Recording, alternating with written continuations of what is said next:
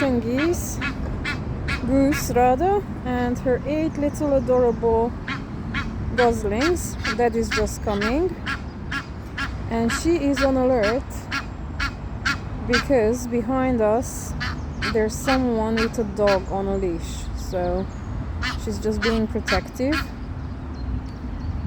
of her cute little younglings. They were just about to settle down for a snooze before the dog appeared, so I hope they can resume it soon.